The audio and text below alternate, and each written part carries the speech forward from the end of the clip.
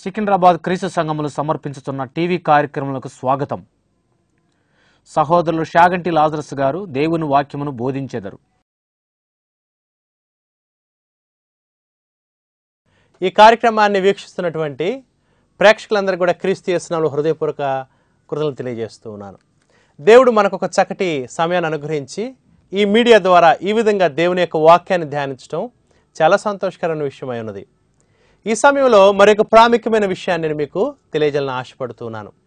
మీ యొక్క బైబిల్స్ మీ దగ్గర ఉన్నాయి కదా, మీ బైబిల్స్ ఉన్నట్లయితే నేను చెప్పే విషయాలు జాగ్రత్తగా చూడండి. ఈ విషయాలు మరి దేవుని యొక్క వాక్యంలో ఉన్నప్పుడు, వాక్యానుసారమైనవి అయినప్పుడు మనందరం కూడా విశ్వసించవలసిన వారమైన, విధేయత చూపించవలసిన వారమైన. ఈరోజు నేను మాట్లాడబోయే అంశం ఏమిటంటే దేవుని వాక్యము అనే విషయం గురించి నేను మీతో మాట్లాడబోతూ ఉన్నాను. దేవుని వాక్యము, ద వర్డ్ ఆఫ్ గాడ్ అనే విషయాన్ని మాట్లాడబోతున్నాను. దేవుని యొక్క వాక్యము గురించి 4 ప్రాముఖ్యమైన విషయాలు నేను మీకు తెలియజేయబోతున్నాను. దేవుని యొక్క వాక్యము గురించి 4 ప్రాముఖ్యమైన విషయాలు మీతో తెలియజేయబోతున్నాను. ఈ 4టిలో మొదటి విషయం ఏంటంటే దేవుని వాక్యము గొప్ప మేలును కలుగు చేయును అనే విషయాన్ని నేను మీకు తెలియజేస్తున్నాను. దేవుని వాక్యము గొప్ప మేలును కలుగు చేస్తుంది అనే విషయాన్ని తెలియజేస్తున్నాను. కీర్తన గ్రంథము 119వ కీర్తన 9వ వచనం కనుక చూసినట్లయితే అక్కడ దేవుని యొక్క వాక్యంలో ఏమని ఉన్నదంటే, యవనస్తులు దేని చేత తమ నడత శుద్ధిపరుచుకుందరు, నీ వాక్యమును బట్టి దాన్ని జాగ్రత్తగా చూసుకున్న చేతనే కదా అని అక్కడ కీర్తనకారుడు తెలియచేస్తున్నాడు. అంటే ఒక శుద్ధికరమైన జీవితాన్ని, ఒక పవిత్రమైన జీవితాన్ని, ఒక ప్రత్యేకమైనటువంటి నూతన జీవితాన్ని దేవుని వాక్యం ఇవ్వగలదు అనే విషయాన్ని మనం గ్రహించాలండి. ఎఫెసీయులకు రాసిన పత్రిక 5వ అధ్యాయం 26వ వచనంలో అపోస్తలుడైన పౌలు ఎఫెసు సంఘంతో చెబుతున్నాడు, దేవుడట సంఘాన్ని వాక్యముతో ఉదక స్నానము చేత పవిత్రపరిచి అంటున్నాడు. చూసారా, వాక్యం మనల్ని పవిత్రపరుస్తుంది అనే విషయాన్ని అక్కడ మనం చూస్తూ ఉన్నాం. అంతేకాదు, యోహాను సువార్త 15వ అధ్యాయం 3వ వచనం కనుక మీరు చూసినట్లయితే అక్కడ ప్రభువారు తన శిష్యులతో అన్నారు, నేను మీతో చెప్పిన మాటను బట్టి మీరిప్పుడు పవిత్రులై ఉన్నారు అని చెప్తున్నాడు. చూసారా, దేవుని వాక్యం మనల్ని పవిత్రపరుస్తుంది, ప్రత్యేకపరుస్తుంది అనే విషయాన్ని మొదటగా మనము గ్రహించవలసినటువంటి వారమైన. అందుకని దేవుని యొక్క వాక్యం గొప్ప మేళ్లతో చేత నింపబడి ఉన్నది. దేవుని యొక్క వాక్యం పవిత్రమైన జీవితాన్ని ఇస్తుంది. అంతేకాదండి, దేవుని యొక్క వాక్యం ఒక మంచి మార్గాన్ని మనకు చూపిస్తుంది. కీర్తన గ్రంథము 119వ కీర్తన 105వ వచనం కనుక చూసినట్లయితే, నీ వాక్యము నా పాదములకు దీపమును, నా త్రోవకు వెలుగునై ఉన్నది అని దేవుని యొక్క వాక్యం బోధిస్తున్నది.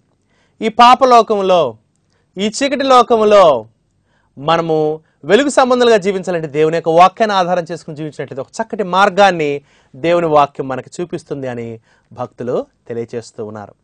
ఆ తర్వాత దేవుని యొక్క వాక్యం మనకి గొప్ప మేలును ఇస్తుంది. ఇంకొక మేలు ఏమిటంటే జ్ఞానాన్ని కలుగు చేస్తుంది. కీర్తన గ్రంథము 119వ కీర్తన 130వ వచనం కనుక చూసినట్లయితే, నీ వాక్యములు వెల్లడేగుటతోడనే వెలుగు కలుగును, అవి తెలివి లేని వారికి తెలివి కలిగించును. చూసారా, ఎంత జ్ఞానాన్ని ఇస్తాయో దేవుని యొక్క వాక్యము. అందుకని మరి దేవుని యొక్క వాక్యాన్ని మనం చదువుతూ ఉండాలి. కీర్తన గ్రంథం 119వ కీర్తన 97 నుంచి 100 వచనాలు కనుక చూసినట్లయితే అక్కడ కీర్తనకారుడు అంటున్నాడు, దినమెల్లా నేను నీ యొక్క వాక్యాన్ని ధ్యానిస్తూ ఉన్నాను, చదువుతూ ఉన్నాను, కట్టడలను ధ్యానిస్తూ ఉన్నాను, అందుకని శత్రువుల కంటే నాకు ఎక్కువ జ్ఞానం ఉన్నదని భక్తులు తెలియజేస్తున్నాడు. అక్కడే అంటున్నాడు, నీ యొక్క వాక్యాన్ని బాగా నేను ధ్యానిస్తున్నాను కాబట్టి నా బోధకుల కంటే కూడా నాకు ఎక్కువ జ్ఞానం ఉన్నదని తెలియజేస్తున్నాడు. అక్కడే భక్తుడు అంటున్నాడు, నీ యొక్క వాక్యం పట్ల నాకు ఎంతో ప్రీతి ఉన్నది కాబట్టి, ధ్యానిస్తున్నాను కాబట్టి వృద్ధుల కంటే గొప్ప జ్ఞానం నా దగ్గర ఉన్నది అని కూడా భక్తుడు తెలియజేస్తున్నాడు. ప్రియులారా, చూసారు ఎంత గొప్ప జ్ఞానాన్ని దేవుని యొక్క వాక్యం మనకి ఇవ్వగలదో. దేవుని యొక్క వాక్యం మరి అంత గొప్ప మేళ చేత మనల్ని నింపుతుంది అనే విషయాన్ని నేను మీకు తెలియజేస్తున్నాను. అంతేకాదండి, దేవుని యొక్క వాక్యము చాలా గొప్ప మేలును ఇస్తుంది. ఇంకొక మేలు ఏమిటంటే దేవుని యొక్క వాక్యం ఇచ్చేటువంటి మేలు, బాధలో నెమ్మది కలుగు చేయగలదు. దేవుని యొక్క వాక్యము ఓదార్చగలదు మనల్ని అనే విషయాన్ని కూడా నేను మీకు తెలియజేస్తున్నాను.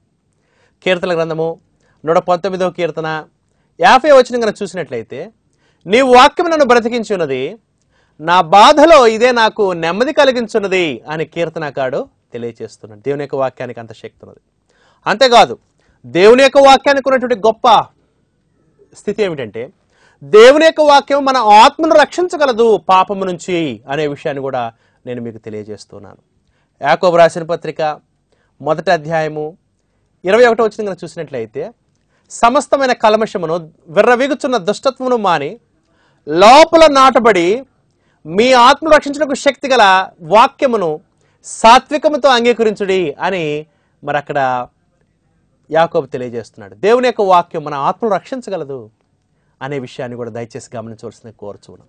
మనం ఎప్పుడైతే దేవుని యొక్క వాక్యాన్ని విని, క్రీస్తు యొక్క వాక్యాన్ని విని ఆ యొక్క వాక్యానికి లోబడినట్లయితే మన ఆత్మ రక్షించబడుతుంది అనే విషయాన్ని కూడా నేను మీకు తెలియజేస్తున్నాను. అందుకనే దేవుని యొక్క వాక్యం లేఖనాల్లో చాలా వాటితో పోల్చబడింది. దేవుని యొక్క వాక్యం నీరుతో పోల్చబడింది. కీర్తనలో 1వ కీర్తన 3 వచనాలు, దుష్టుల ఆలోచన చొప్పున నడవక, పాపల మార్గమున కూర్చుండక, అపహాసకులు కూర్చున్న చోటను కూర్చుండక, యెహోవా ధర్మశాస్త్రమును ఆనందించు, దివారాత్రులు దాన్ని ధ్యానించేవాడు ధన్యుడు. అతడు నీటి కాలంలో ఎవరన్నా నాటబడినదై ఆకువాడక తన కాలమందు ఫలమిచ్చి చెట్టు వలనను అతను చేయనిదంతయు సఫలమగునని. మరి అక్కడ ఒక చెట్టు నీళ్ళ దగ్గర ఎట్లయితే ఉంటుందో మనం వాక్యం దగ్గర కనుకున్నట్లయితే ఆ విధంగా ఆశ్రయించబడతాము అని భక్తుడు మనకు తెలియజేస్తూ ఉన్నాడు. ప్రియులారా, నీరు వలన ఎన్ని ప్రయోజనాలు ఉన్నాయండి. నీరు మన దాహాన్ని తీరుస్తుంది. దేవుని యొక్క వాక్యం మన తృష్ణను తీరుస్తుంది అని మనం గ్రహించాలి. నీతి కొరకు ఆకలి దప్పులు గల ధనిలు వారు తృప్తిపరచబడతారని కూడా ప్రభువు తెలియజేసి ఉన్నారు. అంతేకాదు నీరు మనల్ని దాహం తీర్చడమే కాదు, నీరు మనల్ని శుభ్రపరుస్తుంది. దేవుని యొక్క వాక్యం మనల్ని శుభ్రపరుస్తుంది. అంతేకాదండి, నీరు జీవింపజేస్తుంది, జీవాన్ని ప్రసాదిస్తుంది కదా. భౌతికంగా మనం జీవించాలంటే నీరు ప్రాముఖ్యం. నీరు లేకపోతే మనం చనిపోతాం. అట్లానే ఆత్మీయంగా మనం జీవించడానికి దేవుని వాక్యం అనే నీరు మనకి అవసరం. అంతేకాదు, నీరు మనకి ఎల్లప్పుడూ అవసరము, ఎల్లప్పుడూ జీవింపజేస్తుంది నీరు. అట్లానే దేవుని యొక్క వాక్యం మనకు ఎల్లప్పుడూ అవసరము, ఎల్లప్పుడూ ధ్యానించాలి. దేవుని యొక్క వాక్యం ఎల్లప్పుడూ మనల్ని నూతన జీవితంతో, దేవుని జీవంతో జీవింపజేస్తుంది, ఆత్మీయంగా మనల్ని జీవింపజేస్తుంది అనే విషయాన్ని కూడా నేను మీకు తెలియజేస్తున్నాను. ఆ తర్వాత వాక్యము మరి ఎంత మేళ్లతో నిండి ఉన్నదో చూడండి. దేవుని యొక్క వాక్యం పాలతో పోల్చబడింది. పేతురు రాసిన 1వ పత్రిక 2వ అధ్యాయం 1-3 వచనాలు. క్రొత్తగా జన్మించిన శిష్యులను పోలిన వారై దేవుని వాక్యం నిర్మలమైన దేవుని వాక్యమును పాల వలన రక్షణ విషయం ఎదుగు నిమిత్తం ఆ పాలను అపేక్షించడని దేవుని వాక్యాన్ని పేతురు గారు పాలుతో పోల్చాడు. ఒక బిడ్డ క్రొత్తగా జన్మించినప్పుడు పాలు ఎంత అవసరమో, ఆత్మీయంగా మనం క్రొత్తగా జన్మించినప్పుడు, నీటిలో సమాజపడి తిరిగి నీటి మూలముగా జన్మించినప్పుడు, బాప్తిసం ద్వారా రక్షించబడినప్పుడు, ఆ క్రొత్తగా రక్షించబడిన ఆ స్థితిలో దేవుని యొక్క వాక్యం మనకు ఎంతో అవసరం. పాలు ఎలాగైతే అన్ని రకాల పోషక పదార్థాలు కలిగి ఉండి బాలునికి శిశువుకి బలం ఇస్తుందో, అట్లానే దేవుని యొక్క వాక్యం మనకు అన్ని విధాలు కూడా మరి ఆత్మ సంబంధమైన ఆరోగ్యాన్ని ఇస్తుందని అక్కడ మనకి చెప్పబడుతూ ఉన్నది. అంతేకాదండి, దేవుని యొక్క వాక్యం పాలే కాదట, దేవుని యొక్క వాక్యం బలమైన ఆహారం కూడా అని హెబ్రీయులకు రాసిన పత్రిక 5వ అధ్యాయం 12-13 వచనంలో పౌలు గారు తెలియజేసి ఉన్నారు. చూసారా, మరి ఎలాగైతే క్రొత్తగా రక్షించబడిన వారికి పాలుగా పనిచేస్తుందో దేవుని యొక్క వాక్యము, రక్షణలో ఎదిగేటువంటి వారికి ఒక బలమైన ఆహారంగా కూడా దేవుని యొక్క వాక్యం పనిచేయగలదు. అనేక విషయాలు మనం ఎంత నేర్చుకున్నప్పుడు ఇంకా కొన్ని విషయాలు మనం నేర్చుకుంటూనే ఉంటాం, ఎదుగుతూ ఉంటామనే విషయాన్ని మనం చూస్తూ ఉన్నాం. అందుకని మరి భౌతిక సంబంధమైన దేహానికి ఆహారం ఎలా అవసరమో ఆత్మసంబంధమైన జీవితానికి కూడా దేవుని వాక్యం అంతే అవసరం అనే విషయాన్ని దయచేసి గమనించవలసిందిగా కోరుచూ ఉన్నాను. ఆ తర్వాత దేవుని యొక్క వాక్యం దేంతో పోల్చబడిందంటే లేఖనాల్లో విత్తనంతో పోల్చబడింది. విత్తనము చిన్నగా ఉంటుంది కదా, అంతేకాదు విత్తనము చూడటానికి అసహ్యంగా ఉంటుంది. అయినప్పటికీ కూడా విత్తనము మరి చాలా విలువైంది కదా. ఎందుకు తెలుసండి, విత్తనములో జీవం ఉన్నది. అందుకనే యేసుప్రభు వారు లూకా సువార్త 8:11లో విత్తనము దేవుని వాక్యము అని అక్కడ పోల్చినట్లుగా మనం చూస్తూ ఉన్నాం. ఎందుకంటే విత్తనంలో జీవం ఉన్నది, దేవుని యొక్క వాక్యంలో జీవం ఉన్నది, మనకి జీవితాన్ని ప్రసాదిస్తుంది, రక్షణ కలుగు చేస్తుంది.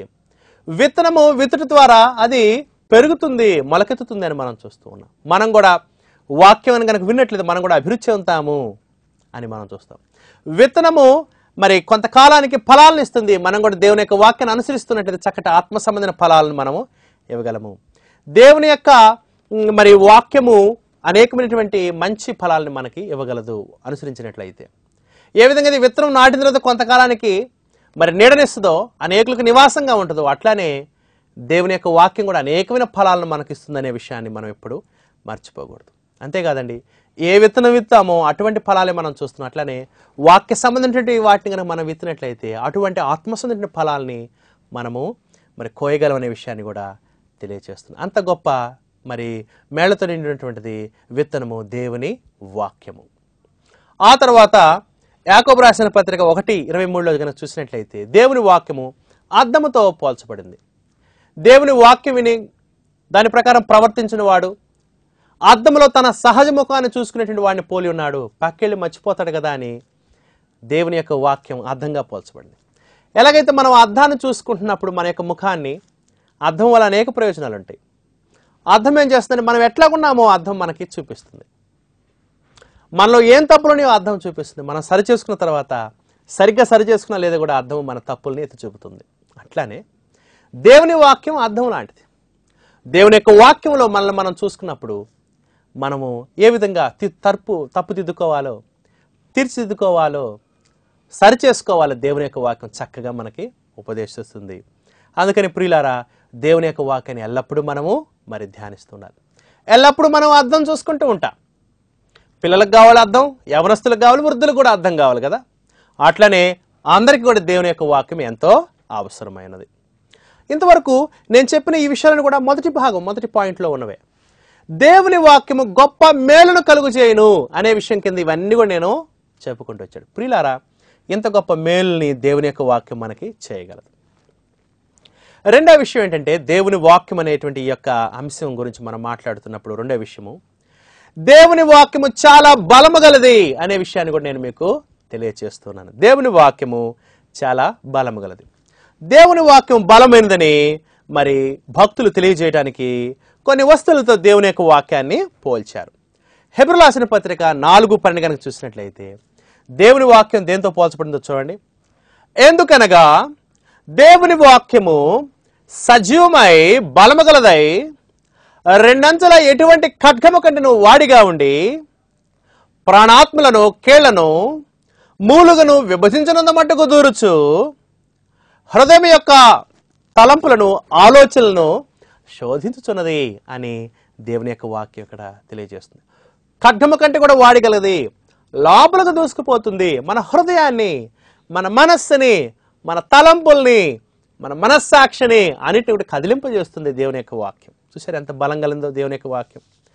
అందుకని అపోస్తలుడైన పౌలు ఎఫెసు సంఘానికి రాసిన పత్రికలో 6:17 అన్నాడు, దేవుని వాక్యమును ఆత్మ ఖడ్గమును ధరించుకొనుడి. చూసారా, క్రైస్తవులు లోకంతో యుద్ధం చేస్తున్నారు, ఆత్మసంబంధ యుద్ధం.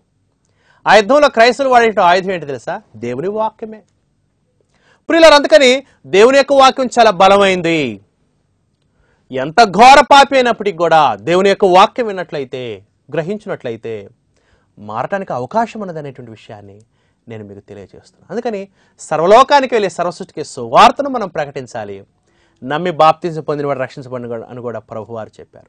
దేవుని వాక్యం చాలా బలమైనదని ఇర్మియా చెప్పాడు. ఇర్మియా గ్రంథం 23:29 కనుక చూసినట్లయితే అక్కడ ఇర్మియా అంటున్నాడు, దేవుని యొక్క మాటలను తెలియజేస్తున్నాడు, నా మాట అగ్ని వంటిది కాదా, బండలను బద్దలు చేయ సుత్తి వంటిది కాదా అని మరి అక్కడ దేవుడు మాట్లాడుతూ ఉన్నాడు.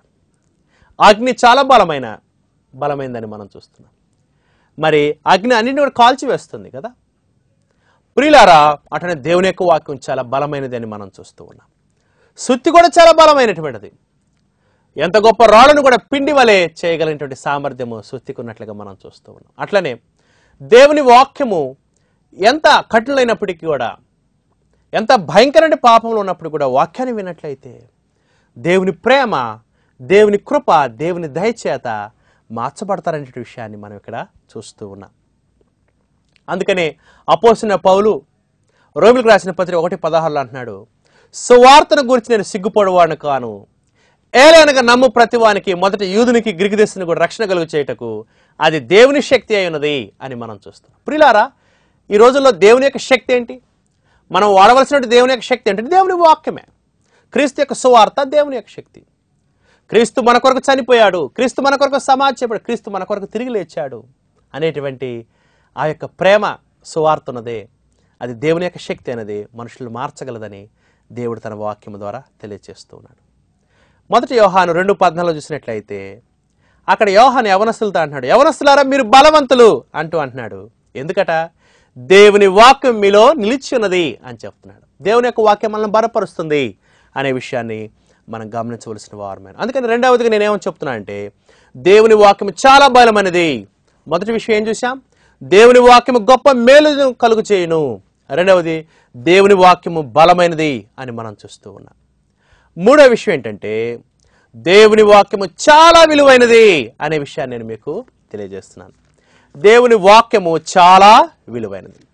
యోహాను సువార్త 17:17లో మరి క్రీస్తు ప్రభువు అంటున్నాడు, సత్యమందు వీరిని ప్రతిష్ఠ చేయము, నీ వాక్యమే సత్యం అన్నాడు. చూసారా, దేవుని వాక్యం విలువైనది. ఎందుకంటే దేవుని వాక్యము సత్యము అనే విషయాన్ని మొదట మనము గ్రహించాలి. మీరు సత్యాన్నే వినాలనుకున్నప్పుడు, సత్యాన్ని కనుగొనాలనుకున్నప్పుడు, సత్య సంబంధమైన మాటలు నాకు కావాలి అనుకున్నప్పుడు దేవుని గ్రంథమైన బైబిల్ దగ్గరికి రాక తప్పదు. ఎందుకంటే దేవుని యొక్క వాక్యము సత్యము అని మనం చూస్తూ ఉన్నాం, అబద్ధం లేనిది అని మనం చూస్తూ ఉన్నాం. కీర్తన గ్రంథము 119వ కీర్తన 14వ వచనం చూసినట్లయితే దేవుని వాక్యం ఎంతో విలువైందని ఇక్కడ కీర్తనకారుడు తెలియచేస్తూ ఉన్నాడు. సర్వ సంపదలు దొరికినట్లు నీ శాసనముల మార్గం బట్టి నేను సంతోషించుచున్నాను. చూసారా, దేవుని యొక్క వాక్యము ఎట్లాంటిదంట? సర్వ సంపదలు దొరికినట్లు. చూసారా, చాలా విలువైనది దేవుని యొక్క వాక్యం అని కీర్తనకారుడు తెలియచేస్తున్నాడు. అక్కడే కీర్తన 119వ కీర్తన 72వ వచనం కనుక చూసినట్లయితే దేవుని వాక్యం ఎంత విలువైందో చూడండి. వేల కొలది వెండి బంగారు నాణెముల కంటే నీవిచ్చిన ధర్మశాస్త్రం నాకు మేలు. చూసారా, గొప్ప డబ్బు కంటే కూడా నీ యొక్క ధర్మశాస్త్రము నాకు మేలు అని ఇక్కడ కీర్తనకారుడు తెలియజేస్తున్నాడు. దేవుని యొక్క వాక్యం చాలా గొప్పది అని చెప్తూ ఉన్నాడు, విలువైంది అని చెప్తున్నాడు. అక్కడే 103వ కీర్తన కనుక మీరు చూసి 103వ వచనం కనుక చూసినట్లయితే కీర్తన 119 103వ వచనం, నీ వాక్యములు నా జీవకు ఎంతో మధురములు, అవి నా నోటికి తేనె కంటే తీపిగా ఉన్నవి. చూసారా, సర్వసంపదలతో గొప్ప వెండి బంగారముల కంటే కూడా తేనె కంటే కూడా చాలా రుచికరమైంది, చాలా విలువైంది అని ఇక్కడ భక్తులు పదే పదే తెలియజేస్తున్నారు. దేవుని యొక్క వాక్యము చాలా విలువైంది. ఎందుకు తెలుసా అండి? దేవుని వాక్యము నిరంతరము నిలుచును అనే విషయాన్ని నేను మీకు తెలియజేయబోతూ ఉన్నాను. పేతురు రాసిన మొదటి పత్రిక 1:24 చూసినట్లయితే సర్వశరీరులు గడ్డిని పోలిన వారు, వారి అందమంతయు గడ్డి పువ్వు వలె ఉంది, గడ్డి ఎండును దాని పువ్వులు రాలను. అయితే దేవుని వాక్యం ప్రభు వాక్యం నిరంతరము నిలుచును, మీకు ప్రకటింపబడిన సువార్త ఈ వాక్యమే అని పేతురు గారు అక్కడ తెలియచేస్తున్నాడు. చూసారా, దేవుని యొక్క వాక్యం నిరంతరం నిలుస్తుందండి. మనం చనిపోతాం, వచ్చే తరాల వాళ్ళు చనిపోవచ్చు, కానీ దేవుని వాక్యం ఎల్లప్పుడూ ఉంటుంది. మత్తయి సువార్త 24:35లో ప్రభువారు ఇదే విషయాన్ని చెప్పారు. క్రీస్తు ప్రభువారు, ఆకాశం భూమి గతించినేమో కానీ నా మాటలు ఏమాత్రమును గతింపు అనేది ప్రభువారు అక్కడ తెలియజేస్తున్నారు. అందుకని దేవుని యొక్క వాక్యం చాలా విలువైంది, ఎందుకంటే శాశ్వత కాలం ఉంటుంది దేవుని యొక్క వాక్యం. ఆ తర్వాత మరి దేవుని యొక్క వాక్యం గురించి మనం నేర్చుకుంటూ ఉన్నాం. 4వ విషయాన్ని నేను మీకు తెలియజేయబోతున్నాను. ఇంతవరకు 3 ప్రాముఖ్య విషయాలు నేను మీకు తెలియజేశాను. మొదటిది, దేవుని యొక్క వాక్యము గొప్ప మేలును కలుగు చేస్తుంది అని మీకు వివరించాను. రెండవదిగా, దేవుని వాక్యము చాలా బలము గలది అని కూడా నేను వివరించాను. మూడవది, దేవుని వాక్యము చాలా విలువైందని కూడా మనం చూసాము. 4వ విషయం, చివరి విషయం ఏంటంటే ఇటువంటి దేవుని వాక్యాన్ని మనం ఎక్కడ ఉంచుకోవాలి?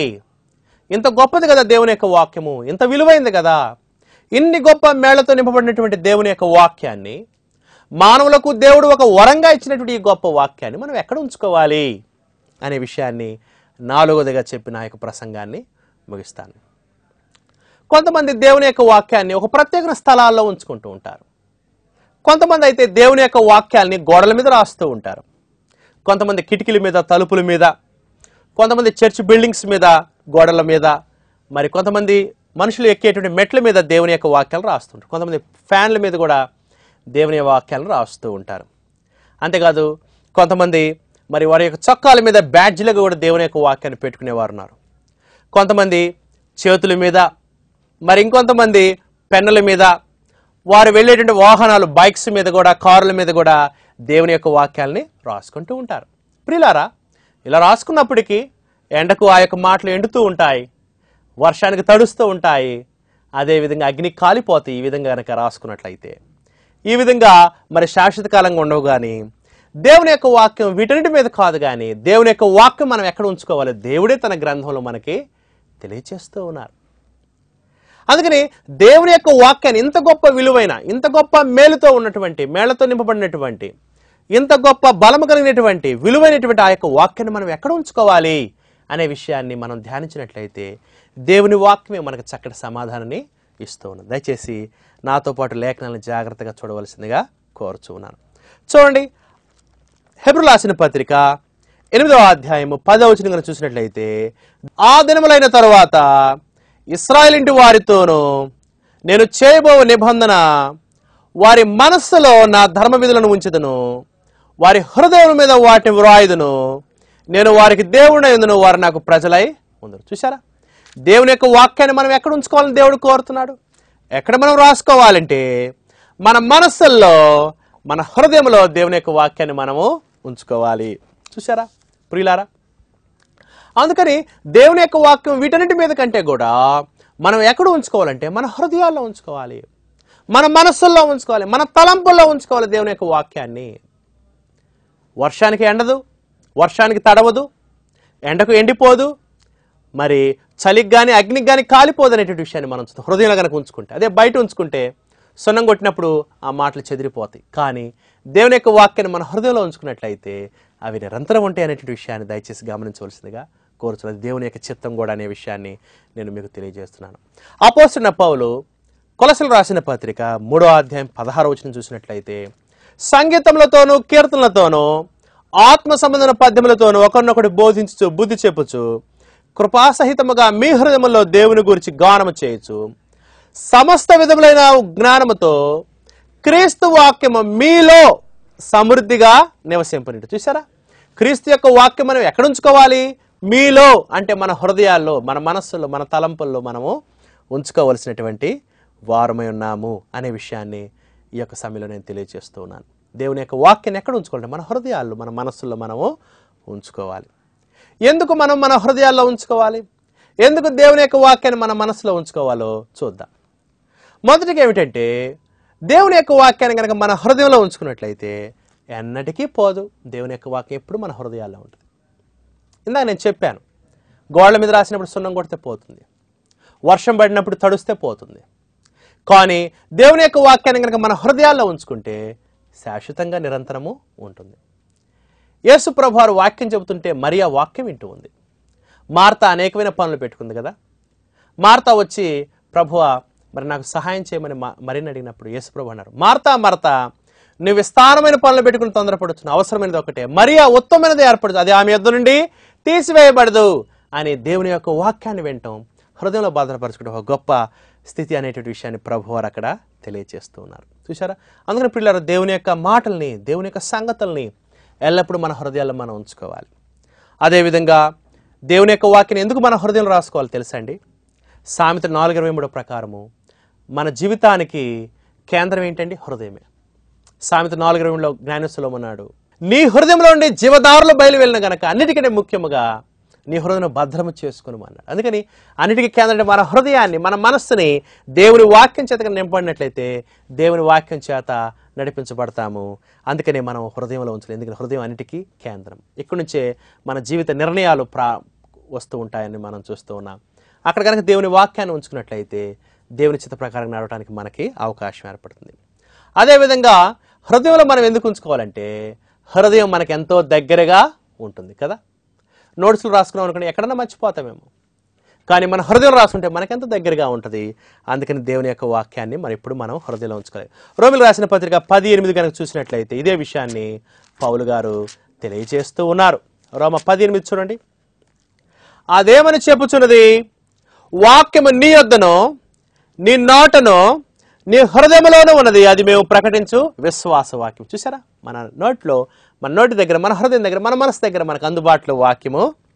అంతేకాదండి, వాక్యాన్ని ఎందుకు మనం హృదయంలో ఉంచుకోవాలి తెలుసా?